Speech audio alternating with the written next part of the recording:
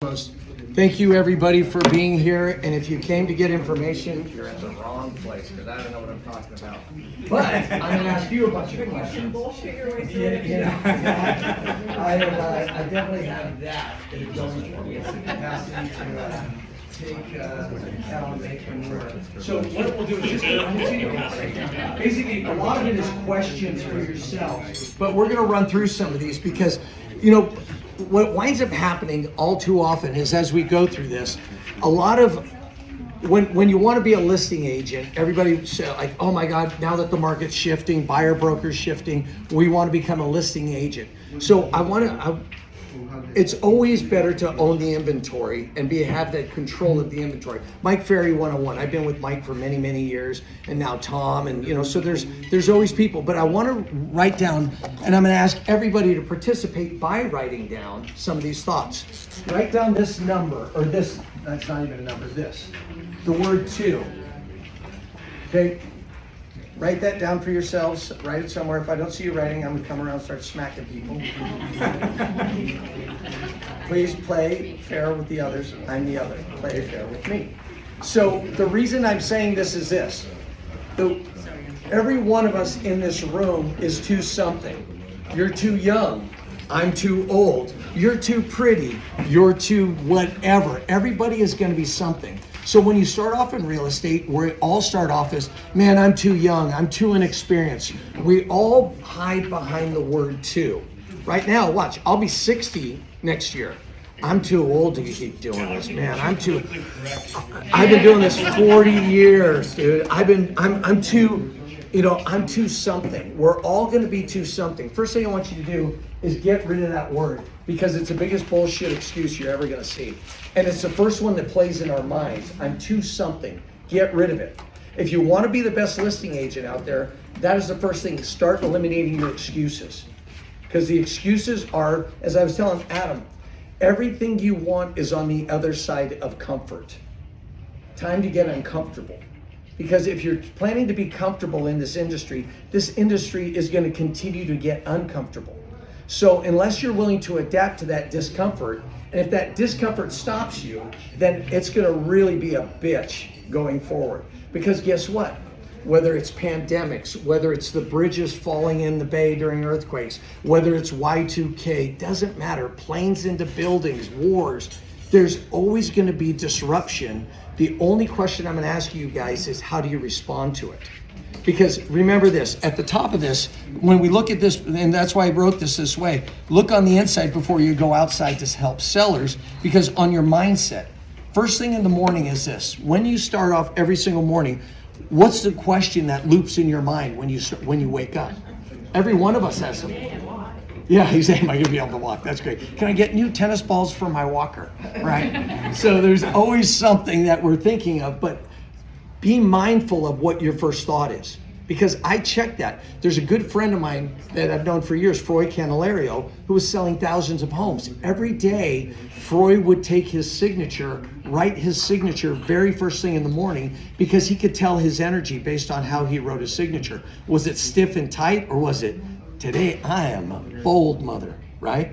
So start monitoring initially what happens. Because remember this, for each and every one of us, and I want you to be mindful about this as well as we go through these questions. When it comes around mindset, that is the presentation. The very first presentation you make every day is to yourself. The very, very first one. So watch this. Every single day when you set your alarm, who hits snooze? Anybody hit snooze on your alarm? Okay. We all may or may not. There's times I do. But remember, every day begins with the truth or a lie. So watch what happens in our minds. If you start off by hitting snooze when you do, damn it, I got to get up, I got stuff to do, I got listings, I got to go get business, right? And you start off by hitting snooze, your brain goes, full of shit, right? And as soon as you start your brain going, you didn't mean it, you didn't mean it, I'm going to go become the best listing agent ever. What happens? Your brain goes, probably don't mean it. Your brain has to your subconscious has to buy in every single day to the game of real estate. So what I do is make sure that I have a series of small disciplines that I do whether I like it or not, hell or high water. I get down to do 30 push-ups a day. Doesn't matter where I am on the planet. I do 30 push-ups a day because my ego hates it. My ego absolutely hates it. I've been on a tuna boat with him for 3 days. I'm down on a tuna boat rolling, doing push-ups going, this smells like shit, smells like diesel, and I'm still gonna do it because my brain hates it. But then when I go, I'm gonna go out and take 5 listings this month, my brain goes, you're a man of your word. You follow? You gotta train your brain to not listen to the little lies that go on. We gotta create that system in our mind to where when we declare it, our subconscious knows it's gonna be true. So what I'm saying is, the game is to control what happens here first, before we go out. Because remember, sellers and dogs smell fear. I've said this before to people. So if you walk in and you're like, I can sell your house, right? Or you walk in and go, guys, let me explain how this is gonna work, right? 2 different energies you bring to that space. The reason I'm spending time on this is because all too often I see fear. When I'm negotiating deals, I can hear the fear in their voices. And I'm like, oh man, I'm gonna grab you by your ankles and shake you till I got every dollar out of your pocket, right? But you can smell fear, you can hear it. So when you show up at a listing appointment, have you set yourself up to win is the game. So that's why that first question, and when I say that, what is the first thought? Literally spend some time. I wrote these down because this is stuff I do all the time. If you want to know, it's like building a castle. You see an agent that's killing it. All of you guys are successful. But when you see somebody that's killing it, you go, wow, why are they killing it? It's not that this castle showed up one day. It's that they stacked a bunch of bricks over time to build that castle. These are the foundational bricks that help you create the mind space to where now your brain goes, I'm going to go out and do what I say. So when I say I'm going to sell $100 million worth of real estate, it's not like I'm going, oh, great. Yeah, you also said you were going to run. Oh, yeah, you also said you were going to go to the gym. Oh, and you also said, if that's going on in your brain, you start training your brain with small successes. Do your 30 push-ups. Make sure you go for your walk around the block. I don't care if it's raining or not. I'm making these up, but figure out what those little disciplines are because those add up. Remember, a rope is made up of thousands of threads. It's not strong because it's just one rope. It's strong because all the threads that have been woven together. Every day your thoughts are those threads that continue to either pull you up or they will break because they're not even put in properly, okay? So where I'm going with this is this. Here's your head, right? Watch this, I'm a great artist. All right, a couple eyes, little hair, right? Here's your brain. There's your brain. What happens is every single day, the reason why I'm asking about your thoughts is this. You've got ears. Not a good ear, but a good ear nonetheless, right? Then you've got eyes. What winds up happening is this. The next question is, what are you thinking, as far as when you're spending your time every day? What are your thoughts that are looping? What's your information? What systems do you have? Because what with our brains is this. Every day, I think about what goes in my head. I stand guard at my ears, my eyes, because I'm not going to allow bullshit in, because it's going to truly contaminate my thoughts. So what I do is I pour in tons of information in my ears. Good podcasts, good books on tape, good things, pure sources of information. Because what happens is this, every day the world's trying to drop poison into your mind. But when I put so much stuff in here and in here, it's overflowing out. So when the poison is trying to drop in, it can't, because there's always another thought. I go, that's bullshit, good. If that guy made it, I can do it. If I read that book, that guy did it, there's no way I can't. So doubt is normal. Remember this. Doubt is absolutely normal, and it's going to be happening. Everybody feels like, oh man, I wonder if I'm going to get that listing, right? We all have those doubts. Nobody doesn't. But I want you to show you something. See this pen? See that little shadow? I don't know if you can see it or not, but see there's a little shadow. Life is like that shadow.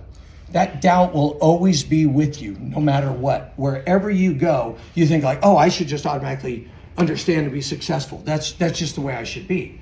Bullshit. I have doubts every single day, but as long as I'm moving towards the light, the shadow is behind me. So when I get scared and go, oh my God, what? And you look back and you see your shadow, that's when that doubt magnifies. That's when you start toppling backwards. So the game is, keep your goals, keep your dreams, keep your focus forward, keep the good stuff coming in here so it's overflowing. And then when the poison, your mom goes, oh honey, maybe you should try a different career. That just seems so hard, right? Everybody that's trying to save us from ourselves is going to try to undermine the certainty that we have that we're going to go out and succeed. So you need to keep building those blocks because they're like cannons at a castle. They're going to be knocking holes in it. There's going to be times you got to repair it. There's going to be times shit happens. Watch. It happens. Welcome to the world. But remember, back to it's not what happens, it's how we respond. Are we going to have a good client? Yes. Are we going to have some that are a royal pain in the ass? Absolutely. But guess what? Every day I pray for problems. I literally pray for problems because without problems, we would have no business. Absolutely. So I literally pray for problems. So the more that problems I have, the more I can solve, the more I get paid. So you follow? Problems aren't a problem. Problems are a beauty. How many do you want? Yeah, exactly. Yeah, exactly. I have 4 kids and a wife. I got plenty of problems, trust me. So, but you know, that's so what I'm saying is it's all reframing. Because back to this, if we go on this mindset, like I said, what question loops in your mind? What are the thoughts you go in mind when you think about listings? Oh my God, if I get that listing, is it going to sell? Are the interest rates going to kill it? Oh my gosh, am I going to have to show it? God, that seller doesn't like I don't like their dog. It always smells me. You know, whatever the story is, right? There's something about a listing. So really be mindful about how you're creating your thoughts around listings if you want to be a listing agent. Every day I go out and I go, somebody screwed up out there and I'm going to find them. I am going to find them. I don't care where. I'm going to get in one living room a day. You follow?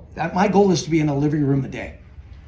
I don't need, here's my big grandiose idea. How can I get in front of somebody and be on their couch every single day? There's my drive. I overly simplify so my brain goes, oh, you got a 12-year-old brain. You could totally do that. So what I'm saying is all of this is how you stack these decks, how you stack this, okay?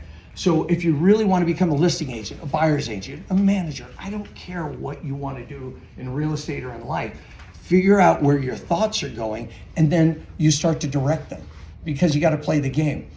I ride a motorcycle, for example, when I go to listing appointments. I show up on a motorcycle all the time and literally there's not a day that goes by that I jump on the bike and I go, oh, you're going to die today. Straight up, I'm telling you this because this really happens. And instead of going, oh my God, you shouldn't think that way and creating fear on it, I go, oh good, doubt, you jumped on today. Hang on, bitch, it's gonna be a good ride. You follow? I don't allow that to create a fear. All it does is remind me, oh good, doubt's gonna be right there. I better keep moving forward. You follow? So that's why this mindset piece for all of us, take these and literally look at where you are if you want to grow your business. If you're killing it already, okay, we all talk about, I want to go to the next level. Well, what does the next level mean? What is that really to you? What are your thoughts saying when you say, I want to go to the next level? And if you go, I want to go to the next level, what's the first problem that pops in my mind? Because somewhere or another, that problem, that thought is now sitting in the back of your mind. And now you've got to figure a way to dance with it. You don't try and fight it. You just go, oh, you're here. Why don't we start dancing and figure out how I can get you moving with me versus resisting, okay? So as we go through this, think about one thing that's happening right now, and that's why I wrote this question down. How many of you are thinking about threats in the industry, the new commission, all that stuff, right? We all do. The realities are, if that's what we obsess on, between now and August when this thing comes in, there's a lot of business being done. You know what I'm gonna do? I'm gonna go get it all. And then once August 15 rolls around, I'll pick up a pool cue and I'll start fighting through the bar like everybody else. But until then, I'm not gonna let it occupy my thoughts. And that'll paralyze me in the meantime when there's plenty of people out there going, help me. And agents are going, I don't know how to respond to the commission. Guys, pay more, it'll always work out better. Pay more and we'll all be fine. So that's what I've been telling sellers. They go, what do you think about commission? I go, more is better. And they're always like, haha. I go, oh, I wasn't kidding. Right? Because again, it's, do you have a response? Do you have something that you can actually make it fun for them too? Because remember, Stress is an acronym. Stop taking real estate so seriously. Help your clients de-stress the situation by you being relaxed about it versus being like, oh gosh, yeah, that commission thing. Sellers and dogs smell fear. If they smell that on you, they're going to go, well, are they going to really be effective when it comes to negotiating, being able to guide me through a process that I'm stressed about, okay? So, again, do you have constant fear about your business, or are you certain it's always going to work out? Because guess what? There's always going to be trouble, but I am confident there's not you could throw me into a basket of hand grenades. I'm going to figure out how to get all the pins in before it goes off. I don't even have a doubt on that, but guess what? What's always being poured in here? You follow? The reason, again, that I'm saying this is because too often we get distracted. We allow the small things to take us away from our big dreams. That's something you should think about all the time. What small things are taking you away from your big dreams? Because there's not one of us that doesn't have it happen. It's just how do you respond again? So, and at some point, you may not do it right now because Lynn's got her arms crossed over there, and right now I would slug her for that. I know, see, I know, the problem is she probably kicked my ass too, so I'm a little, so, as far as that goes, when, what fear, and remember that sales is a transference of energy. Sales is a transference of energy. And remember, the more energy, obviously, the more energy and winning. But the one thing is this, so what rituals do you have to keep your energy up? Because Mike Ferry always said, energy is to sales as yeast is to bread. It raises the dough, right? The more energy you have, the more it raises the dough. So guess what? I work on an energy management system. How do I show up? I could be dead long tired, but when I show up at a listing, I'm not like, hey guys, it's really been a long day. I'm so sorry. Gosh, I promise I'll give you everything I got. Or do I walk up and I go, showtime? Nice catch. So, but remember, you gotta be able to flick that switch, because if we're not doing that, remember, they're gonna go with somebody that they go, I don't know why, but I believe this mother, right? And that's the game, is the game of influence. Are you able to truly influence the fact that you've got the capacity to help them through whatever it is they're going through? And there's so many variations in real estate. Are we talking about condos? We talking about hoarders? We talking about apartment buildings? I mean, pick your chapter of real estate that you want to talk about, but there's so many of them. And the question is, how do you show up when you're getting there, okay? Because remember, before I ever had a listing presentation, when I was 19 starting, all I had was enthusiasm. And people just would go, I don't know why, but I think you could probably do it. And I was like, yeah, me too. I don't know how, but I'm gonna do it. I swear. Right? Literally, that was my presentation. Like, oh, I swear to God, I could do this. I know. I don't know how, but I will. Right? So, but now that we have a skill set and also energy, that is really what takes it to another level of actually work. Because remember, every day I walk into somebody's home, I'm selling certainty. That is the game I sell. It's not what I do, it's not how I do it. The fact is, I sell, you want to move? You're serious, you guys are committed to making the move? The only question you should have is how big are the boxes going to be? Because you're going to be packing your stuff. That's the only question you should be asking right now, right? But they can feel that versus like, yeah, that commission topic, huh? Right? So that's what I'm saying is really spend time. Everybody oversimplifies and overlooks what's going on in here, but that's the first presentation we have to make, okay? So then, from there, your mindset, your skill set. Okay, what's your skill set, or what's your skill set for controlling your mindset? Like I said, do you have a system of making sure that what goes in your mind is truly going to be the best thing that comes out of your mouth? Because remember, I've said this 1,000 times. I don't have an original idea, but I am the best damn parrot you will ever meet. I can read stuff and put it out in a few minutes because my brain just goes, oh, A, B, C, D connects. So if I'm reading thoughts about stats, facts, figures, I will be spewing it in about 10 minutes because I'm going to formulate it into strategy to where it creates urgency for a seller. Because remember, anything that's out there right now, what is the strategy for urgency in this market today? We go, wow, we've got an election year. What does an election year mean? Risk. Why does it mean risk? Because right now there's uncertainty. The stock market hates uncertainty. With uncertainty coming in the stock market not liking it, everybody paid in this area with restricted stock units What does that do for their appetite for anything and spending money when the stock market's down? Probably cools them off a little bit, right? So the fact is this, can you convey that thought to a client? Or are you going, well, yeah, who knows who's going to be elected? And, I hope it works out.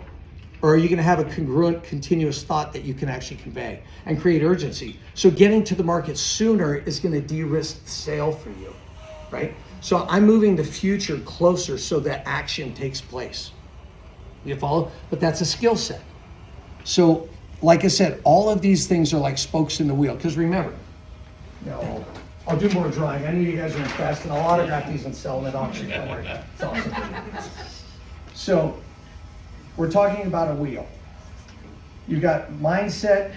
Think of it this way. If you had a wheel and it was mindset, skill set, execution, and discipline, and that looked like your wheel, is it going to last very long? Probably not going to roll too well for too long. It's probably going to break in about a half a second. But if you can take that same wheel and go, okay, mindset, skill set, execution, discipline. Because the reason I think of it that way, there's an old Chinese proverb. The strength of the wheel lies not in the spokes, but the spaces in between. Because we've got to have space, because if you put them all on one side, it's not going to function. But if you build these and then go, okay, now I just added more skill in that area, more in that area, more in that area, more in that area. I've got 40 years of adding spokes. The thing about it is I never stop adding spokes. It's a never-ending game of skills. And that is the thing, because remember, the market is constantly changing. Are we always improving? The reason I'm even spending the time with this group is because your butts are in these seats, is you are people that want to grow. It's not just, gosh, I don't know why we're not selling any houses, or I don't know why they're all selling. The game is, if you're in a mindset of always growing, that's going to allow you to keep rolling at a faster pace. And remember, the agents will get out of the business faster when the market declines. When the market declines, I'm like, yes, thank God, right? Half the dead wood's gone. My job just got easier. They start paying for gray hair and worn out teeth, right? I go sell that at a higher level. So then from there, when you're looking at your skill sets, and think about, and I want you to literally take the time, because this is the one thing. There's a guy named Keith Cunningham who wrote a book called The Road Less Stupid. It's a great book. He says, we pay a dumb tax whenever we do stuff that's just completely stupid.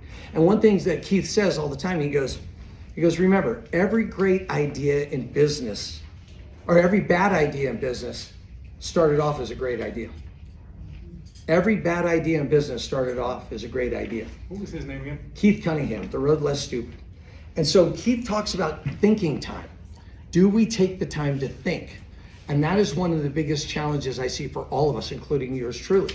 I literally have to go sit quietly by myself with a yellow notepad and go, what's rattling around in your dome right now? And literally, I'll just write it out, whatever comes to mind. And then I look at it and I go, well, that's good. That's actually good. Well, that's bullshit. What the hell is that, right? Because I'm thinking about what's always going on in here, so that way I can direct it. Think of it, incandescent light can light a room, but if I take that energy and focus and harness it into a laser, I can blow through a mountain. So I'm constantly refocusing the thoughts and ideas. But again, that's part of the strategy. Because remember, Mike Ferry always talks about being the superstar retreat, right? So my question is always, do you want to be a shooting star or a superstar? A shooting star burns out quickly. Superstar continues just bright light shines and shines and shines. So think about how you want to show up at listing appointments, with clients, with buyers, with your kids, with your family, anytime like that. And I'll give you a little sub-context to that. How many people have kids? How old are your kids? 8, daughter. Okay, 8 daughter. Anybody else? Kids working with you?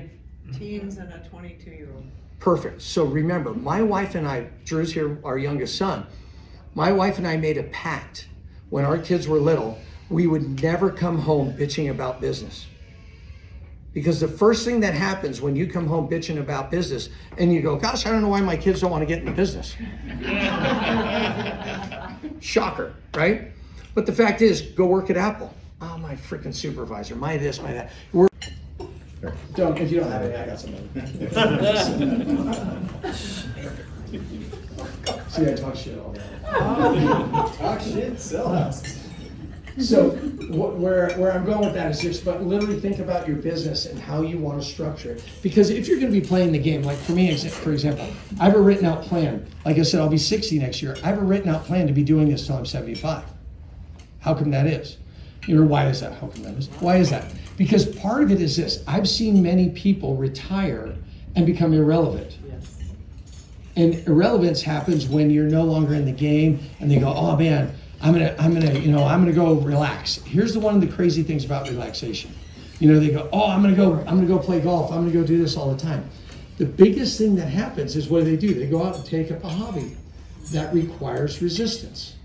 Oh my God, you mean I'm gonna have to frustrate myself with golf because I need to keep my brain engaged in something that requires me to resist and requires me to rise. Well, if you treat this game, this real estate game, the same way, it's a fun game. It's grown up Monopoly, so you can actually play for a long term versus just being like, oh, you know, I'm just doing it to get in and out. You can choose whatever you like, but I'm saying is, but make sure you're choosing and you're not just surrendering to the business, because there's a difference. You live by design or by default. Design what you really want versus defaulting to it. Watch. If I'm going to 75, is that because I need to, or is it because I choose to? Well, it's because I choose to, right? So the game is always make sure you're designing. So with that, I don't know how much time how are we doing on I was time? gonna have you go from note 10, Okay, and then and then we'll get to that intro that we talked about. yeah, exactly. Let's get going. Well, I'll just do this for a couple more minutes, and you guys can ask any questions, whatever. Just combobulated there. Well, and the last piece to it is the discipline, right? And it says, can you work on the days that you don't feel like it? Can you work on the days you don't feel like it? Because that's a question you should be asking yourself. Then most importantly, do you work on the days you don't feel like it? Because remember, most days, the last thing in the world I want to do is get on the phone and start talking to people I don't know. That's the last thing in the world I want to do. But if I know everything I want is on the other side of comfort, then my job is to make it easy for me to be uncomfortable and go talk to people I don't know. 7 out of every 10 people I sell leave the area. 7 out of every 10. So unless I'm replacing clients, I'll be out of business. So if we don't understand the ratios and the math in our own business, then you are officially going to put yourself out of business. If you choose. I just choose not to. Okay? So that's why I'm saying for all of us is develop that mindset that that's just part of the process. You know, I don't give a damn what they say. I tell you this all the time is, if I didn't get a Christmas card from you last year, I won't care if you don't send me one this year. I don't give a shit. So if somebody didn't send me a Christmas card when I called them and they say something that's not quite nice, I'm like, man, I hope you kiss your mother with that mouth, right? Doesn't really matter to me. I got better things to do. But again, can you do it on the days you don't feel like it? Discipline also implies forcing yourself to do something. But when you break down the word discipline, it's to become a disciple of. Are you a disciple of your own success? Are you a disciple of wanting to win? Are you somebody that's obsessed about wanting to grow and become something better than yourself? I come from an alcoholic family, right? And I was like, okay, I got to break a generational curse. So what does that mean? That means when it comes to drinking, I'm going to create these rules around drinking, right? Compulsive gambler. Okay, when I go to Las Vegas, I'm going to put these rules around gambling. What? I don't have to do it, but I chose to. It's the same thing around business. Decide around all the things that could potentially be vices and victories, how you're going to respond to those things, okay? So, but that's all part of the disciplines. And then your big picture thinking, what big picture thinking do you have? And is there any big picture thinking? Big picture thinking for me is like, okay, you know, for example, my wife and I are going to go to Croatia because a buddy of mine calls me and says, hey, look, there's 10 couples. We rented a 190-foot yacht. You want to come out to Croatia for 2 weeks? I'm like, That's awesome. I'm in. Are you gonna be on below deck? Is that Yeah, what- exactly. Right? But isn't that a much better choice than, honey, should we get the Motel 6 or the Holiday Inn? Right? But that's what this game gives you, is the options. If we play the game right, we get to have more options. Money is a storage of energy. If you have more money, that means that you've done more for humanity and society, so you are able to store more energy to be able to give to other people, to do more services for you. My goal is to have that capacity to have all the money I want, to be able to make the choices I want, right? And that's why surrounding yourself with winning people is hypercritical. You've heard it 100 times. You're gonna make the same amount of money as the 5 people you spend the most time with, right? That's why I choose to be around people that go, hey, you wanna jump on a 191 foot yacht, right? It beats, hey, wanna run a rowboat? Right? So think about those things, again, part of disciplines. And then what areas of your business do you think you should spend more energy in and then actually do it? I had planned last week to spend 2 days planning, and I got busy and I didn't do it. So guess what I'll be doing this weekend? Spending time actually rewriting, recalibrating what happened in the first quarter. We're in we're through right now, a little more than a third of the year. What's going to happen in the balance of the year? What am I going to be focused on? Because I got to keep resharpening this to be the best listing agent, right? But everybody just goes, gosh, Alex, you're lucky, right? Look, you get all these listings, right? No, I sleep with all my clients, by the way. So, but the fact is, that's why, because again, there's constantly resharpening, recalibrating what's going on in here, okay? So I know I'm beating the hair off this horse, but I hope I'm drilling it in. And for those that want it, and for those that don't, God love you, wish you well on your journey, whatever that looks like. I honestly do. I hope everybody succeeds in whatever it is they're focused on. Whatever that is, I pray that you kill it, but just make sure you have a target. That's all I'm saying, is get your targets clear. I make them big and close so I can hit them. I don't make them, oh yeah, I set that target way out there a long time ago and I'm gonna keep going for it. I'm always like, that's the target, bring it closer. That's the target, gotta get it back in. Gotta get it back in focus. Because life is gonna distract us around all that. Okay, so, and then also, do you have accountability? Somebody that's reminding you. Mike Ferry says this all the time. If you got a goal to go buy a brand new car, the very first thing you should do is go into the dealership and give them your name, number, and email. That I really want this car. They're gonna keep calling you to remind you of what you wanna buy, right? So the game is, all the dreams, all the big things you want in life, go out and make those commitments set down. I declare this. Because remember, you don't have goals. Tom Ferry said this the other day, and it really stuck with me. And he goes, don't set your goals, set your declarations. Right? A goal is like, yeah, someday I'm gonna get there. A declaration is, oh, hell no. This is effing happening now. Right? There's a different energy that you bring to those things. That's why when I say, look, I've been on 47 listing appointments this year. I could tell you my numbers exactly, 47 listing appointments. I could tell you ratios, what I got, what I didn't, why I did, why I didn't. So the game is, by doing that, I also have a skill set of how many living rooms I need to be in. I'm behind my living room count, right? But now I'm saying, okay, how do I get more living rooms? That's my question. So I'm constantly playing with those ideas to think about, how do I adjust, make micro adjustments. None of them are gonna be like macro crazy adjustments. They're all subtle. But how do we get those subtle adjustments? Think of Steph Curry. Why does he sit there and shoot so many freaking 3-pointers over and over and over again? This is a great business that you can make a lot of money and you can create a lot of freedom.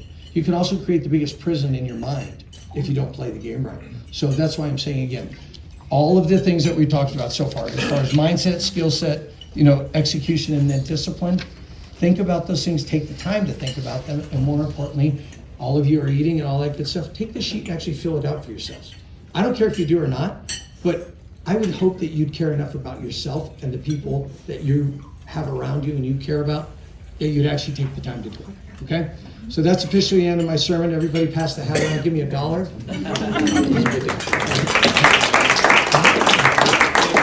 I'm gonna drink some more scotch. Thank you very much. Yeah, and I'll role play or do whatever you guys want beyond that. If there's questions, thoughts, concerns, what have you. Let's do that. Do we want to do Q&A, or do you want to do? Well, that's it. Does anyone have any questions at this point? How do you approach a seller who says, I want to sell, but I have no money? Like I don't have any money to sell anything, but I want to sell, and I'd like you to sell.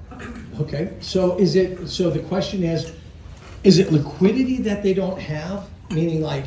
Nothing for prep work, and then expects a certain price in order to. Okay. House in Palo Alto, 5.3 million bucks. Guy did not have $1. I fronted all the money to fix the house. He was property rich.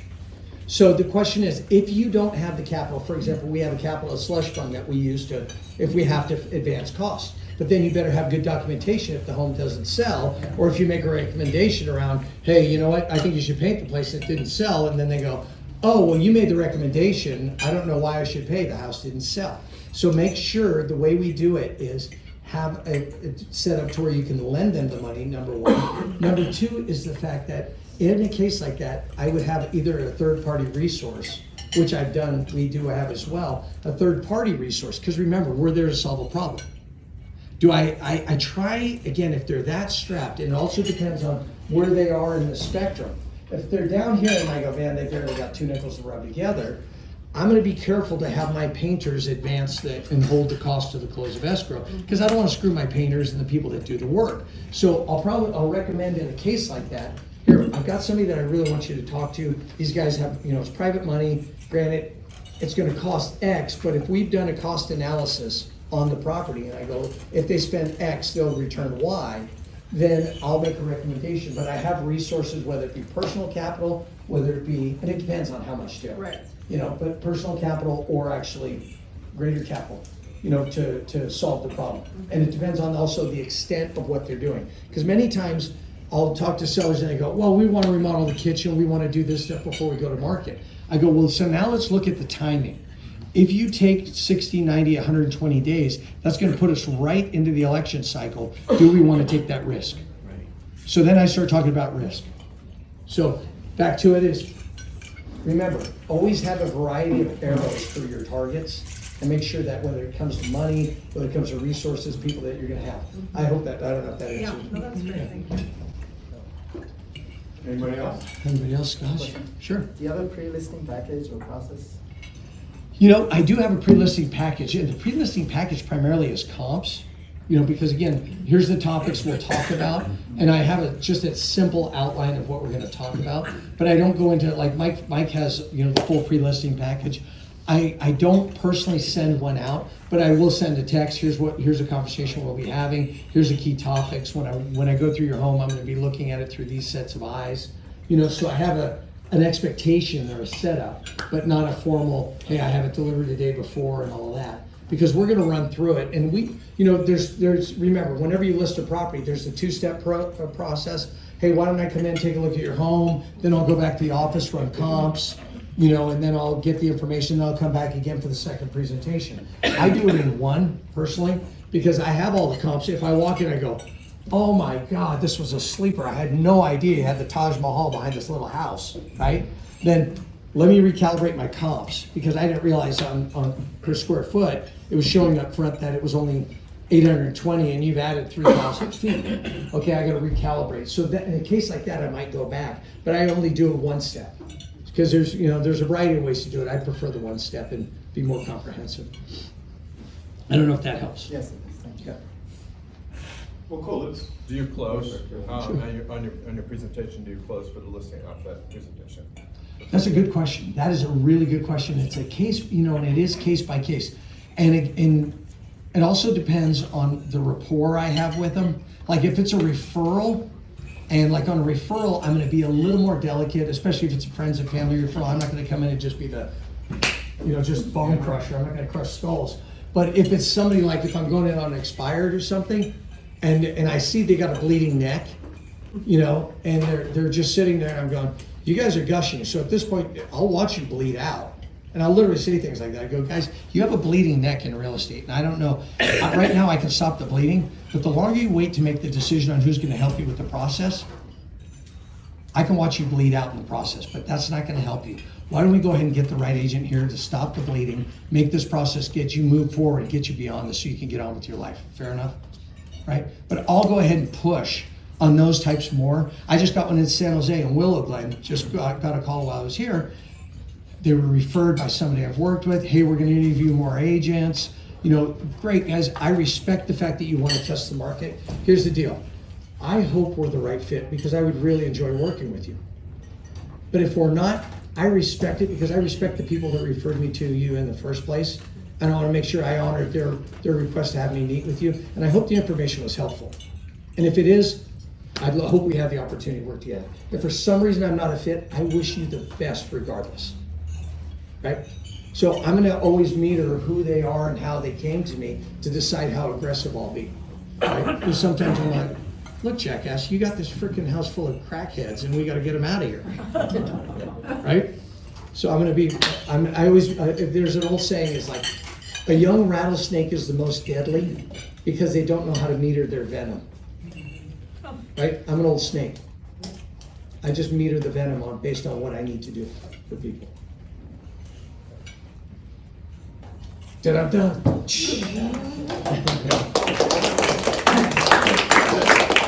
Let's start real quick and just do the intros and Shane.